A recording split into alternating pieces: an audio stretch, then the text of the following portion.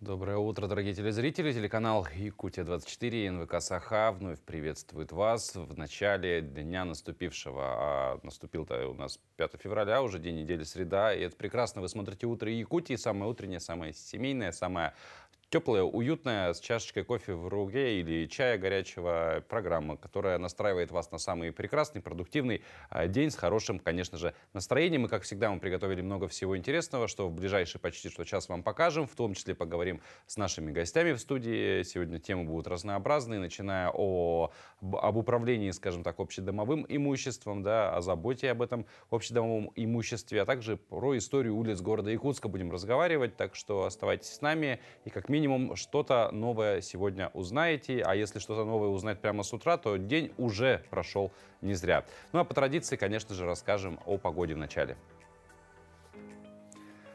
Сегодня в центральных районах Якутии температура воздуха от минус 42 до минус 35. В заречной группе минус 47, минус 33. В южных районах от минус 34 до минус 26. В Вилюйской группе от минус 35 до минус 32. В нижнеленских районах минус 39, минус 33. В западных 35-29 со знаком минус. В Колымо-Индигирской группе улусов 53-41 градусов мороза. В Янских районах минус 46, минус 39. На северо-западе минус 31, минус 21. В городе Якутске температура воздуха в 6 часов утра составила минус 35 градусов, атмосферное давление 760 миллиметров ртутного столба, ветер северный 2 метра в секунду. Сегодня днем в столице республики преимущественно без осадков, температура воздуха ожидается на отметке минус 30, минус 32 градуса.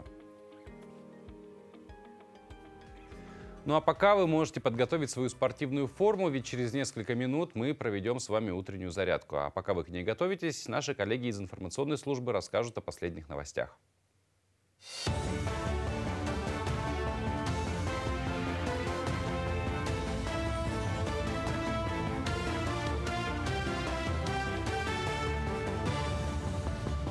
Доброе утро, Якутия. Далее блок новостей.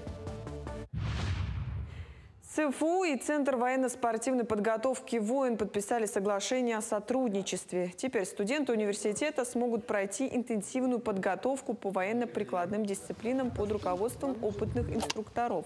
Ректор ЦФУ Анатолий Николаев подчеркнул важность патриотического воспитания и отметил успешный опыт университета в этой сфере. Центр «Воин» предлагает молодым людям от 14 до 35 лет обучение по 8 направлениям, включая огневую и тактическую подготовку, пилотирование, БПЛА и тактическую медицину. В прошлом году обучение в центре прошли более 1700 человек, а в этом году планируется увеличить это число до 2000. 2025 год объявлен годом исторической памяти в сфере культуры Якутии. В год исторической памяти Национальная библиотека Республики Саха-Якутия участвует в масштабном всероссийском проекте «Книга памяти сел и муниципальных образований». Его цель – не дать кануть в лету именем участников Великой Отечественной войны из небольших сел. На данный момент силами библиотек со всей республики собрано около 13 тысяч записей о ветеранах войны и порядка 600 сведений о населенных пунктах, из которых они были призваны. Было принято решение, что для сбора данных мы будем создавать автоматизированную систему, то есть служебную базу данных. Библиотеки филиалы, которые непосредственно находятся в малых населенных пунктах, они работают с муниципальными архивами, с читателями, смотрят различные издания, которые были опубликованы, ну, скажем так, в те времена, которые уже прошли, да? И из этих источников они собирают информацию и пополняют эту базу данных. Центр развития ребенка «Детский сад «Радуга» в селе Амга» вносит неоценимый вклад в воспитание подрастающего поколения. С 2007 года образовательное учреждение является федеральной экспериментальной площадкой по проекту создания системы работы по развитию творческих способностей детей с пренатального периода до 7 лет. Сегодня детский сад в 2 корпусах посещает 114 детей. В эти дни детский сад «Радуга» отметил свой 65-летний юбилей. В честь знаменательной даты прошло торжественное мероприятие, на котором также презентовали книгу «Прекрасное пробуждает доброе» из серии книг «Золотой фонд Радуги». Эта книга посвящена педагогической деятельности Татьяны Яковлевой, которая проработала 52 года музыкальным руководителем в детском саду «Радуга». На данном этапе мы работаем по проекту потомки амгинских пашенных, руководителем которого является Яковлева Татьяна Гаврилевна. Также вот сегодня открыли мы проект и представили первую книгу этого проекта. Это «Золотой фонд радуги». «Золотой фонд радуги» подразумевает выпуск 7 книг, и обложки этих книг будут в цветах радуги. И сегодня мы представили первую книгу Яковлевой Татьяны Гаврилевны, нашего музыкального руководителя, в красном цвете.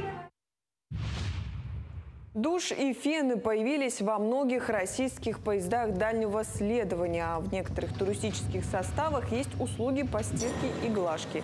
Душ есть и в каждом купе вагонов «Люкс». Также им оснащены некоторые вагоны СВ, и пассажиры могут пользоваться ими бесплатно. Вагоны с душем есть и в туристических поездах компании, а в состав некоторых включается дополнительно специальный вагон «Душевая». Услуга для пассажиров бесплатная.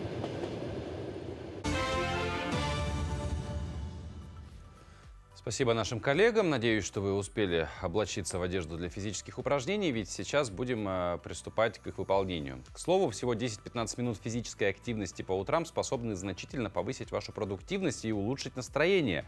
Исследования также показывают, что регулярные утренние упражнения даже способствуют выработке эндорфинов, гормонов счастья. Кроме того, утренняя зарядка помогает активировать метаболизм. В общем, столько всего полезного вы можете получить, при этом потратив просто всего считанные минуты. А упражнения, которые можно сделать, покажет наш спортивный инструктор. Доброе утро! Пришло время для нашей утренней гимнастики. Поехали! Начинаем с разогрева. Поехали! Шаг, шаг, шаг, шаг. Еще. Раз, два, три, 4. Еще. Раз, два, три, 4. Раз, два, три, 4. Бабочка. Раскрылись, закрылись, раскрылись, закрылись. Приставной шаг. Слегка согнули колено. Еще. 1, 2, 3, 4. 1, 2, 3, 4. Еще. Выдох, выдох. Продолжаем. Выдох, выдох, выдох, выдох. Сейчас мы будем переходить на протяжку. Готовы? 3, 2, 1. Поехали. Ручки вперед. 3, 2, 1. Меняем. 3, 2, 1. Меняем. 3, 2, 1. Еще. 3, 2, 1. Еще. 3, 2, 1. Закончили. 3, 2, 1. Поехали. Перекаты. Выдох, выдох, выдох. Еще. Дышим.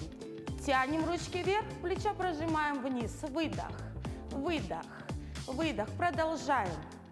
3, 2, 1. Закончили. Центр. Наклон. Тянемся. Колено прямое. 3, 2, 1.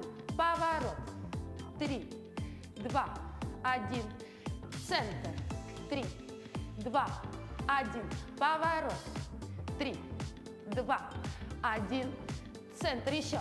3, 2, 1. Поворот. 3, 2, 1. Центр. 3, 2, 1. Поворот. 3, 2, 1. Центр. Стоим. Удержание. 3, 2, 1. Подъем. Собрали ножки. Хорошо. И будем работать на мышцы брюшного пресса. Выдох, выдох. Смена. Выдох, выдох, выдох. Смена. Выдох. Округляем спинку, сокращаем мышцы брюшного пресса. Выдох. Еще. Продолжаем. Дышим. Выдох, выдох. Еще, еще. Выдох, выдох. Продолжаем. Хороший темп. Выдох, выдох. 3, 2, 1.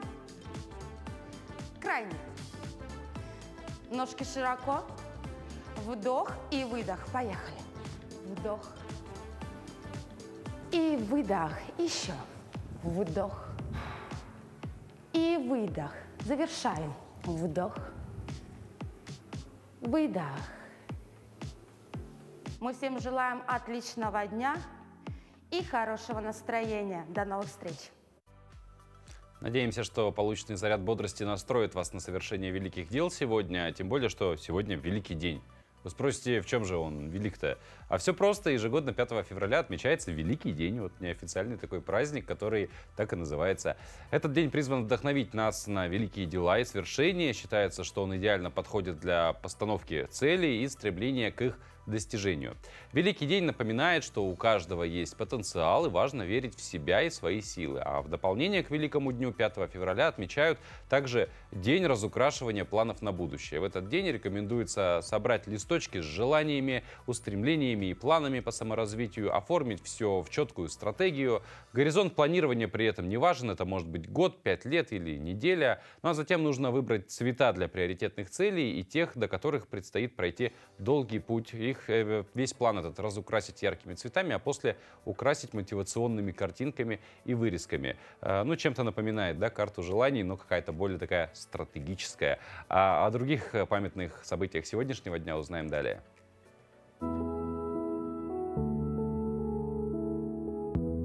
На календаре 5 февраля. Сегодня отмечают Всемирный день нутеллы. По народному календарю Агафий Полухлебник. В этот день наблюдали за поведением птиц и животных.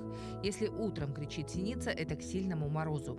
А вот белка, покинувшая гнездо и спустившаяся с дерева, обещала оттепель. Это день в истории. В Италии началось сильнейшее землетрясение, одно из самых длительных в истории. Открылась первая выставка общества художников «Бубновый валет». Это русская художественная группа, творческое объединение художников-авангардистов, возникшее в 1911 году. В этот день открылась первая пассажирская авиалиния. Первая в Европе регулярная авиалиния связывает Берлин и Веймар. Впервые искусственным путем в этот день был получен витамин D. В 1943 году вступила в строй «Дорога Победы», напрямую связавшая блокадный Ленинград с остальной страной. В этот день родились Жорж Шарль Дантес, французский офицер, политик; Николай Добролюбов, русский писатель, литературный критик; Александр Матросов, советский солдат, герой Советского Союза; Криштиану Роналду, португальский футболист. Именины отмечают Владимир, Геннадий, Евдокия, Екатерина, Иван, Иосиф, Климент, Макар и Федор.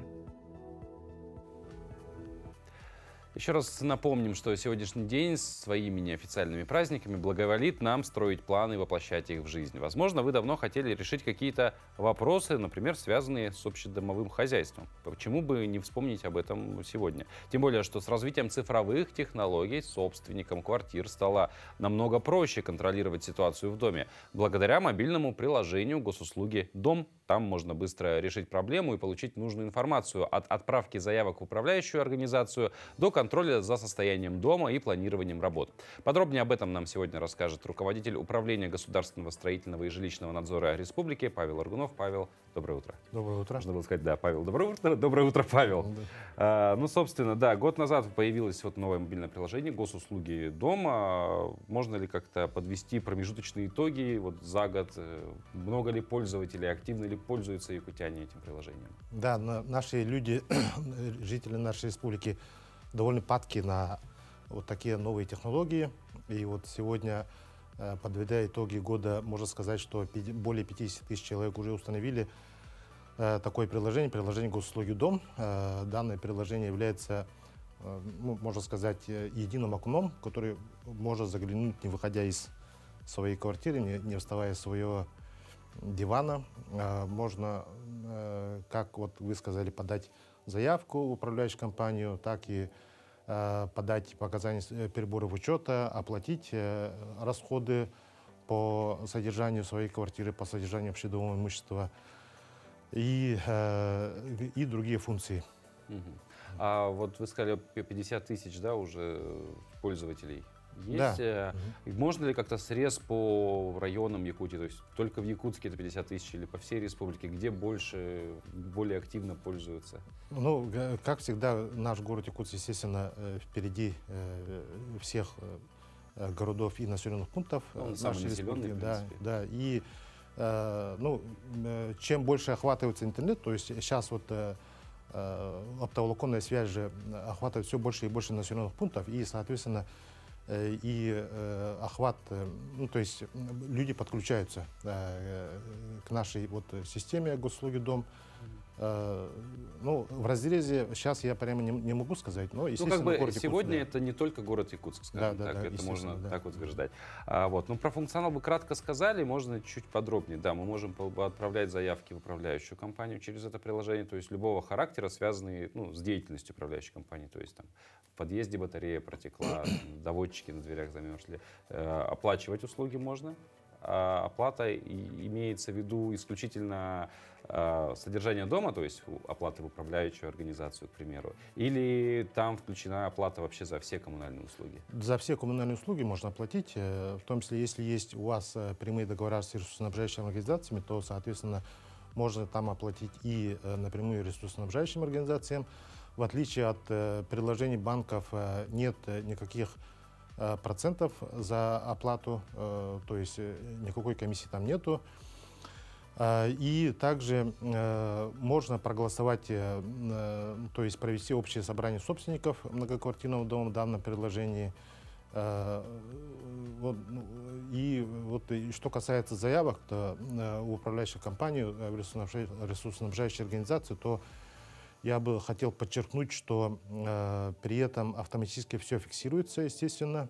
То есть вы направили заявку, все фиксируется, и дата, время подачи заявок. Можно отследить данную заявку. Если управляющая компания либо ресурсоснабжающая организация не реагирует на направляемую заявку, то, соответственно, можно направить жалобу в надзорные органы, в том числе и Управление государственного строительного и жилищного надзора. То есть прямо из приложения? Да, прямо из приложения. Замечательно. Говоря, вы сказали, можно провести собрание собственников, и как раз следующий вопрос, там есть функция обратиться в управляющую компанию коллективно. Что за коллективное обращение? Да, как вы сказали, например, если там доводчик замерз, можно направить заявку, при этом сделать данную заявку коллективно, и если даже хоть один сосед вашу заявку поддержит, то, соответственно, уйдет как коллективная заявка, а коллективная заявка уже имеет более высокий вес. Опять же, говоря про собрание жильцов, можно провести его прямо как в приложении, внутри приложения. Как это функционально выглядит? То есть мы привыкли, допустим, чат подъезда, там чат дома сегодня везде есть, а через приложение как можно это все организовать? Там, я так понимаю, и протоколирование ведется некое. Да, там все автоматизировано. То есть инициатором собрания может быть как управляющая организация, так и собственники жилых помещений. И инициируется общее собрание до всех собственников, которые установили приложение госуслуги Дом. Пуш-сообщение приходит, что общее собрание проводится. Можно не спеша ознакомиться с темой собрания, какие вопросы рассматриваются. И не выходя из дома, и если даже находишься за пределы города, за пределы республики, за пределы страны, можно из любой точки мира, где есть доступ к интернету, можно проголосовать в установленные сроки. При этом протокол создается автоматически, никаких махинаций, мошенничеств при этом невозможно провести. Обычно жалуются на подделку подписей, тут никаких подделок уже невозможно сделать.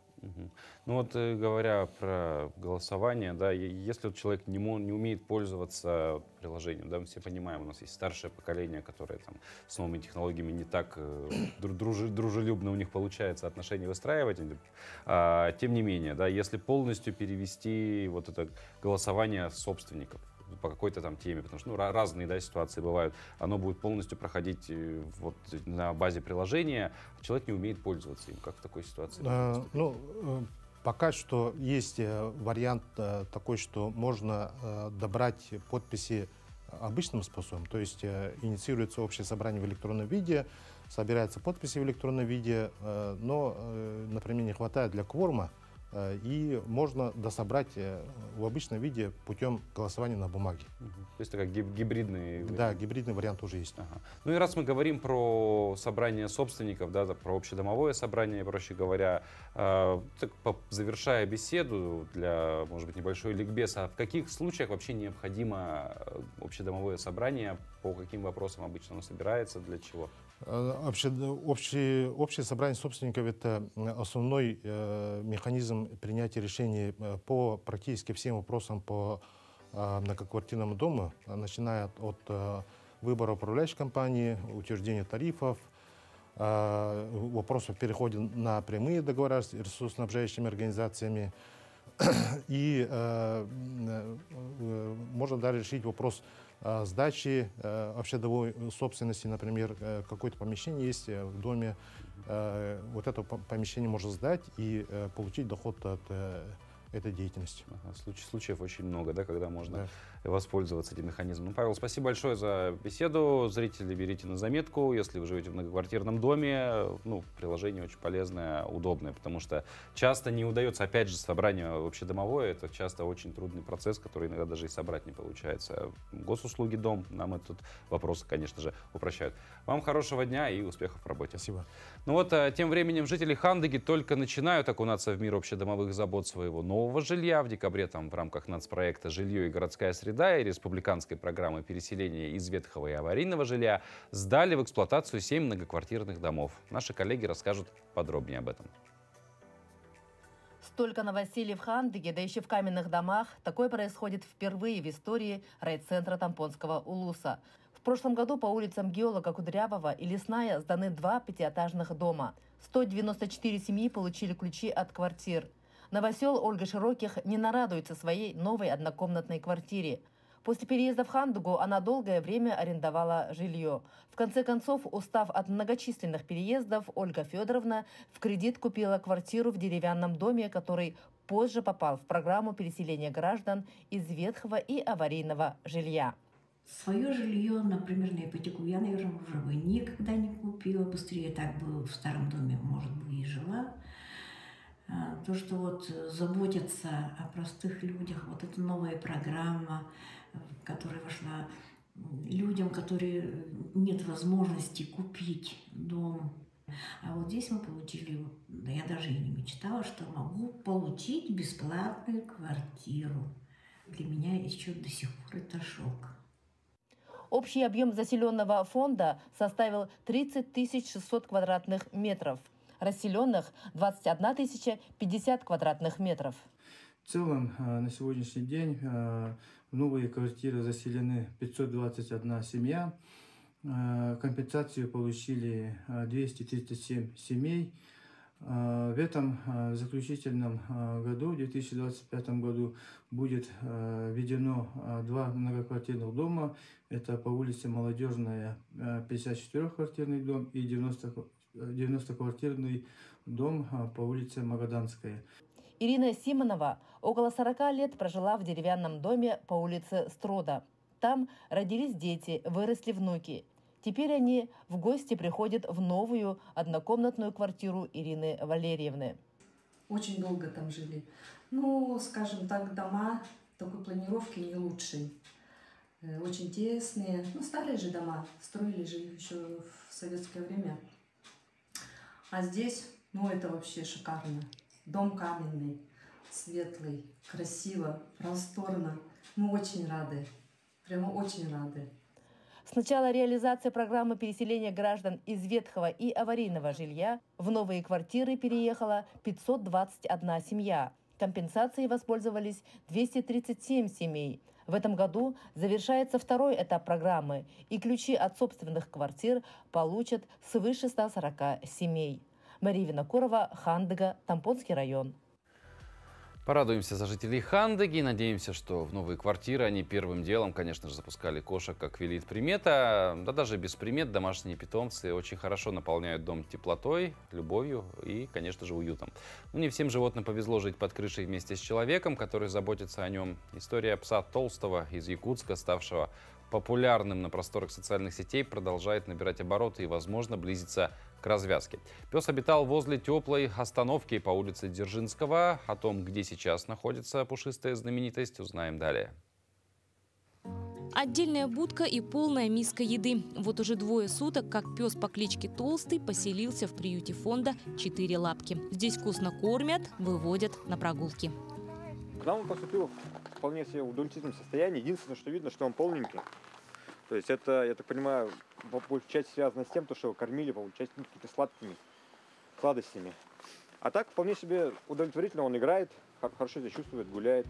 По словам волонтеров, животное сильно тоскует по дому, точнее по месту, которое считает родным. Киоску, где обитала собака, прохожие до сих пор приносят гостинцы.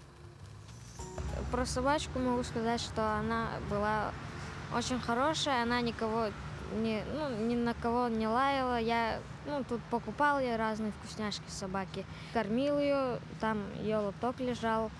Вот. Тут люди тоже рядом подходили, например, вот магазин тоже этот кормил, вот этот тоже кормил. Ой, собачку эту мы с сыном называем Пончик. Это всеобщий, конечно, наш любимец. Его знают вся детвора, все местные ребята. Это очень добрая собака. Она уже много лет здесь живет. Дети даже на контрольную идут, на счастье его гладят. По словам местных жителей, пес стал для них талисманом, и многие в округе обеспокоены его пропажей. Появился он вообще непонятно как. Резко как-то появился и все. А хозяйка его уехала в отпуск. И там умерла, получается. Мы забрали его, они знали, что она умерла. Все. И тут он остался, но он никому не мешал, он очень добрый, он все. И потом как-то люди начали жаловаться, что он большой, хотя он хороший был. Потом его отравили. Мы его обкололи, вызвали машину. 3 дня он отлеживался у меня дома лично. Из-за осуждения в соцсетях сотрудница магазина попросила не раскрывать ее личность. Как и многие, она переживает за судьбу ставшего родным пса. Вот это его любимое печенье. Ой, красота. Ага, он их прямо вообще обожает. Я сейчас пакетик вам положу. И молоко он очень любит. Молочко. Мы находимся у того самого киоска, где большую часть времени проводил пес по кличке Толстый.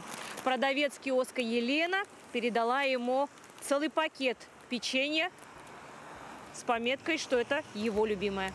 Однако угостить Толстого печеньем нам не разрешили. Как объясняют волонтеры, необходимо исключить заболевание диабетом и подобрать для собаки соответствующее питание. В ближайшее время планируем найти для него семью. Мы сейчас уже ведем переговоры с несколькими семьями. И после обследований всех, то есть когда уже все будет нормально выявлено, что у него никаких заболеваний никаких нету, мы планируем также в идеале передать уже в семью на нормальное содержание. Безусловно, многие переживают за судьбу Толстого. Вот только желающих приютить животное пока не нашлось. Мы надеемся, что пес как можно скорее обретет дом и любящую семью. Надежда Кузнецова, Нюргун Старостин, Якутск. А вот история спасения животных с другого конца страны. В подмосковной Балашихе пожарные спасли семейство мини-свинок из горящей квартиры. Как только специалисты вскрыли дверь в горящую квартиру, то в подъезд, спасаясь от пожара, выскочили поросята, которых разводила хозяйка жилья. Огнеборцы провели разведку, в ходе которой обнаружили еще несколько поросят, надышавшихся дымом, и, конечно же, они их вынесли на улицу. Благодаря слаженным действиям пожарных все животные спасены, ни один свин не пострадал. Домашние питомцы, в принципе, не устают удивлять нас своими увлечениями, и, как оказывается, им не чужды даже человеческие хобби и пристрастия. Например, они не меньше нашего любят поиграть или посмотреть что-то интересное на смартфоне или планшете. Вот как, например, этот кот. На кадрах видно, как усатый-полосатый по кличке Вилли уютно расположился на кровати и играет в любимую игру с рыбками на смартфоне и даже терпеливо ждет, пока игра загрузится. Сейчас такое время, что даже домашние животные зависимы от гаджетов не меньше, чем люди. Рассказали две истории о спасенных животных, а ведь животных, которым нужна помощь, ну, и намного больше. Хочется, конечно, чтобы каждый из них был окружен теплом, любовью и заботой, тем более, что у животных тоже бывают проблемы со здоровьем, а особенно этому способствует уличная жизнь. И тут стоит поговорить уже и о здоровье человека, ведь оно является самым ценным, что у человека, собственно, есть. И чтобы это богатство не растрачивать, просто так нам, конечно, нужно за своим здоровьем следить. В помощь вам в этом вопросе наша рубрика «Мой доктор». Из нее всегда можно почерпнуть полезные знания, касающиеся нашего здоровья.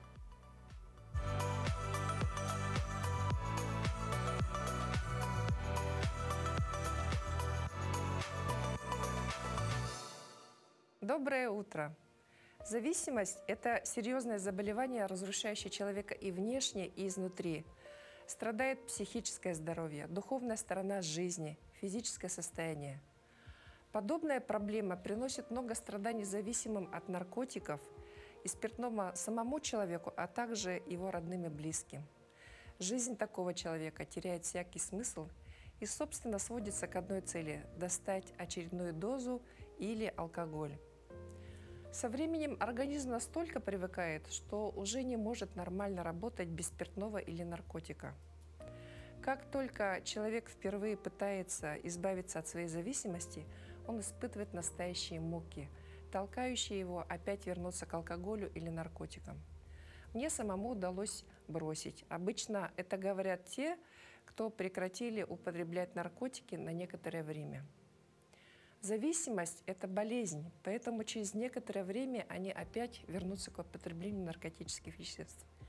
Я еще не достиг дна. Это можно услышать от тех, кто уже признает проблему, но считает неприемлемым обращение за помощью к квалифицированным специалистам. Но чем раньше человек понимает, что нужно обратиться за помощью, тем в итоге больше шансов побороть эту зависимость. Когда зависимый все-таки признает наличие проблем с наркотиками и алкоголем, ему надо незамедлительно обратиться за помощью к профессионалам, которые помогут избавиться от зависимости. Наркомания и алкоголизм – это заболевания, которые нуждаются в лечении. Врачи назначат человеку определенные препараты, применят особые методики лечения и реабилитации, которые уменьшат вероятность срыва и улучшат его самочувствие. Будьте здоровы!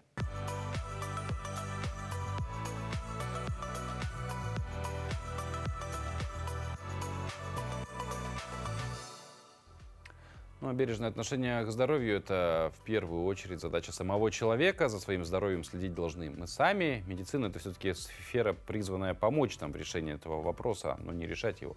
Между тем, острым в современном мире стал вопрос сохранения культуры и традиций, а в основе этих вещей всегда лежит язык. Наша программа также хочет внести свой вклад в сохранение второго государственного языка республики, и вам также предлагаем к этому присоединиться и вместе с нами заняться его изучением. Сегодня мы выучим слова, обозначающие основные части тела. В этом нам поможет Аня. Аня, на какую часть тела мы обращаем внимание в первую очередь? Лицо. Правильно. Лицо на якутском будет сирей. Повтори, пожалуйста. Сирей. Молодец. А теперь узнаем, как звучат на якутском глаза и уши. Глаза – это харак. Харах. Уши – это кулгах. Кулгах. Молодец. И у нас еще есть нос, рот и губы. Нос – это мурун. Мурун. Рот – это аях. Аях. Губы – это ос. Ос. Молодец. У тебя отлично получается. Идем дальше. Какие части тела у нас самые подвижные и трудолюбивые? Как ты думаешь? Руки. Еще? Ноги. Правильно. Руки на якутском – это или. Или. А ноги – это атах. Атах. Молодец. Давай закрепим пройденные слова. Я буду называть часть тела на якутском языке, а ты будешь мне ее показывать. Хорошо? Угу. Покажи мне, пожалуйста, где у тебя сирей. Лицо. Правильно. А где у тебя аях? Аях? Рот. Угу. Мурун. Мурун? Угу. Нос. Правильно. Что-то забыли, может быть? Я не помню. Мы забыли показать, где у тебя кулгах. Кулгах? Уши. Правильно. Молодчина. Теперь ты знаешь, как называются части лица. Сегодня мы отлично поработали. Мы узнали, как называются основные части тела. А на следующем уроке мы будем говорить про животных. Көрсөк кадери. Көрсөк дери. Причем к плечу с изучением языка стоит и изучение истории родного края. Она всегда таит в себе много интересных фактов, что помогает каждый раз узнавать что-то новое.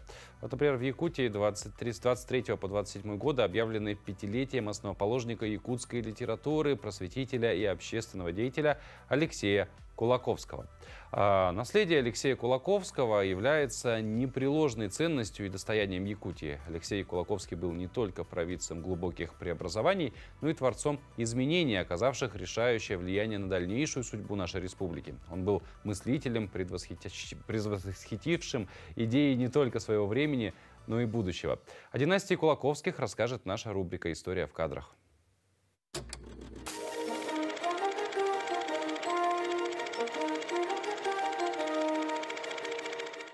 Здравствуйте, меня зовут Ирина Григорьева, я ведущая археограф Национального центра аудиовизуального наследия народов Республики Саха-Якутия.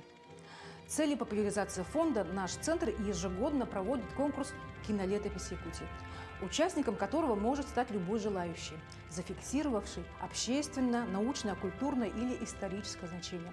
Среди домашнего архива могут быть и уникальные, как эти семейные кадры Кулаковских, которые стали победителями в номинации «Наука быть семьей». Татинский район – это малая родина, куда приезжают потомки династии Кулаковских. Этот дом – родовое гнездо, до сих пор хранит тепло дедушки Риаса Алексеевича и бабушки Татьяны Павловны. Эти кадры 1992 года журналиста Елены Мироновой, где запечатлен известный поэт, прозаик Риас Кулаковский вместе с внуками.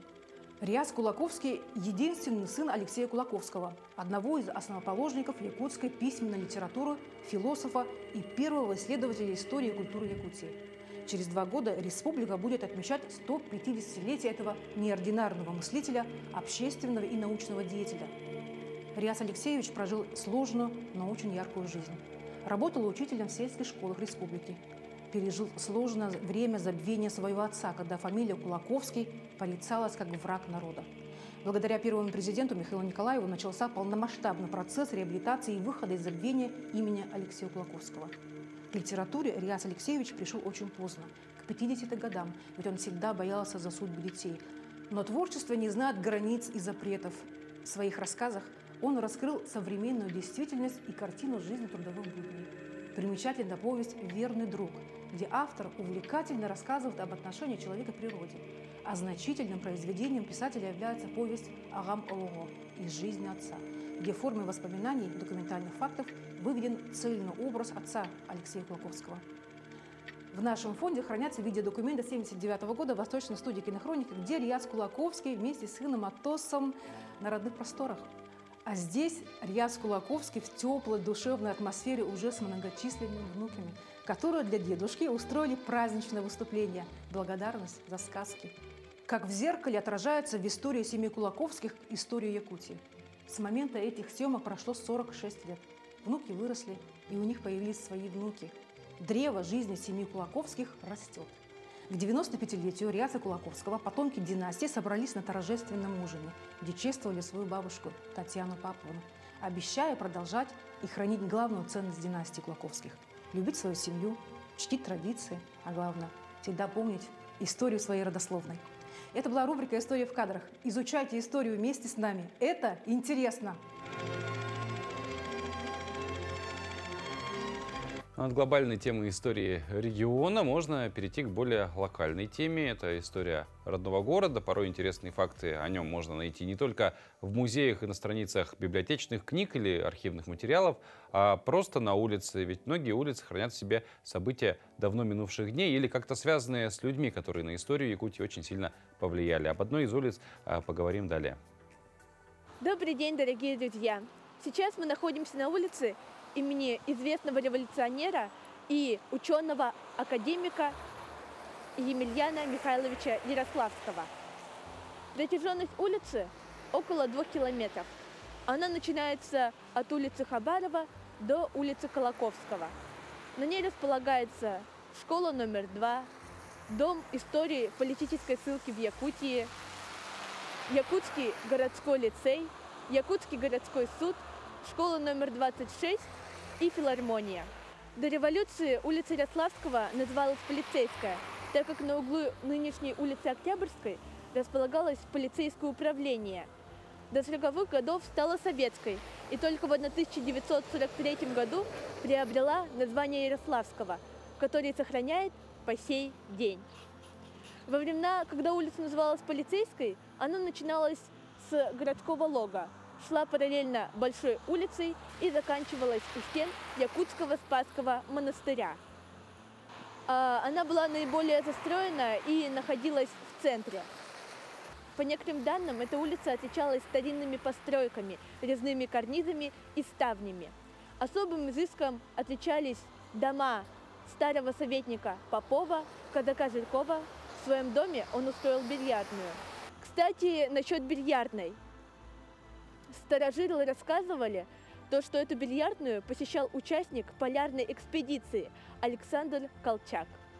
Вот такая очень интересная и необычная улица есть в нашем городе. Мне очень понравилось писать о ней, так как так я смогла узнать больше о своем родном городе. Ну а на сегодня у меня все. Желаю всем всего самого наилучшего и до скорых встреч!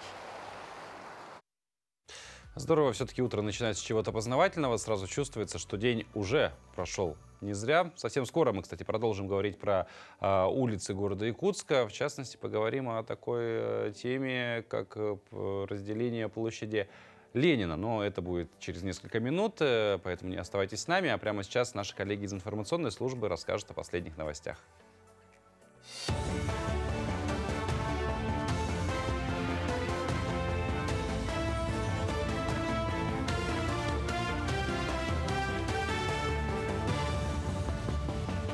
Продолжим говорить о самых заметных событиях к этому часу. Глава Думского комитета по труду, социальной политике и делам ветеранов Ярослав Нилов выступил с инициативой закрепить новый порядок индексации страховых пенсий. Он предлагает проводить индексацию с 1 января, а затем проводить доиндексацию в феврале, приводя размер пенсии в соответствие с фактической инфляцией. Напомним, что в этом году пенсии были проиндексированы сначала на 7,3% с 1 января, а затем дополнительно до уровня фактической инфляции в 9,5% по поручению президента. В Намцах вновь горит переполненная свалка. Местные жители уже не первый год жалуются на жуткую вонь, затрудненное дыхание, химический запах и ухудшение самочувствия. Едким дымом заволокло ближайшие поселения. Раньше на свалку мусор свозили только жители села. С появлением компании «Кассеть» вместимость полигона себя исчерпала. Местная администрация ведет борьбу с 2014 года, но жители все равно выражают недовольство из-за нерешенности проблемы. В идеале, как говорят жители, свалку нужно закрывать. Ситуацию Роспотребнадзор и прокуратура района взяли на контроль. С тех пор, как у нас появился региональный оператор, и весь мусор Улуса начали привозить к нам, на нашу намскую свалку. Вообще я хочу, чтобы вот эта свалка перестала функционировать уже с этого лета. Потому что если сейчас зимой так горит, то летом это будет вообще кошмар. Невозможно будет жить. Устанавливаются причины, предварительная причина возгорания – это неосторожное обращение с огнем.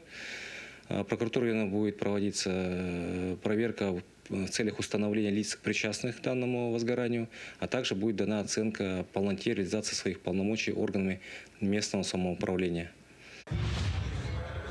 Актив молодых специалистов «Алроса» провел мозговой штурм по вовлечению новых сотрудников в свою деятельность. Как увеличивать активность молодежи и укреплять корпоративную культуру. 40 энтузиастов решали на командной сессии корпоративного университета. Среди предложенных проектов концепция СММ-революции, обмен опытом между представителями разных профессий, а также школа лидеров. Она направлена на создание образовательной программы для развития лидерских софт-компетенций у активной молодежи «Алроса». Молодежь – это основной ресурс, который требуется в компании, потому что это молодая кровь, новые знания, новые методики выполнения работ, которые могут помочь компании в дальнейшем развитии. Артисты театра коренных малочисленных народов Севера готовятся к гастрольным выступлениям. Творческий коллектив планирует выехать сначала в Нюрбинский район, далее встретиться со зрителями Верхневилюйского и Вилюйского районов. А 23 февраля артисты намерены побывать в поселке Магарас Горного района. В репертуар гастроля входят 2 спектакля. Постановка «Золотые слезы. Синей птицы» на якутском языке повествует о судьбе и нежной любви юноши-литовца и венской девушки во время Великой Отечественной войны. А спектакль «Волшебный мир» предназначен для юных зрителей, в сюжете которого добро побеждает зло.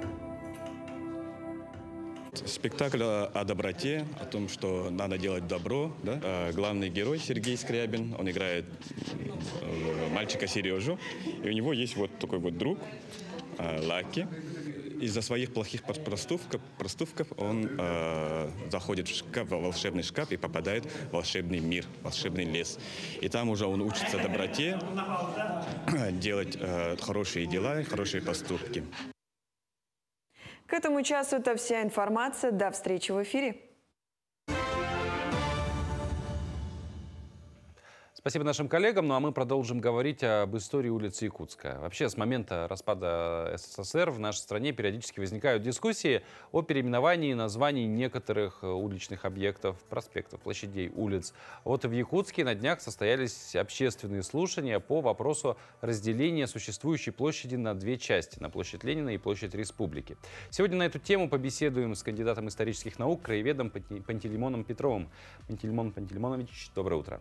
Приветствую вас. Вот, ну вообще, насколько, да, вот начнем издалека, да, по вашему мнению, насколько важны в принципе названия улиц? Мы с вами перед нашей беседой за эфиром немножко пообщались, узнали такую вещь, что раньше-то в какие-то времена вообще даже названий и не было, а для нас это само собой разумеющееся. Насколько важны названия, что они в себе таят? Да, я занимался историей улиц нашего города. Есть у меня вот книжка «Улицы и площади Якутска», изданная в 2002 году издательством «Бичик». Тиражом 4000 было. Так, это солидный тираж, конечно. Ну, что касается истории возникновения названий улиц, хотя бы возьмем нашу самую старинную, центральную, главную улицу города Якутска, это проспект Ленина. Вот. Она возникла на основе проложенного тогда Иркутского тракта в 17 веке. Вот. И в губернском городе Иркутске была большая улица. Это тоже главная улица. И наши якутяне назвали вот эту нашу центральную улицу Большая.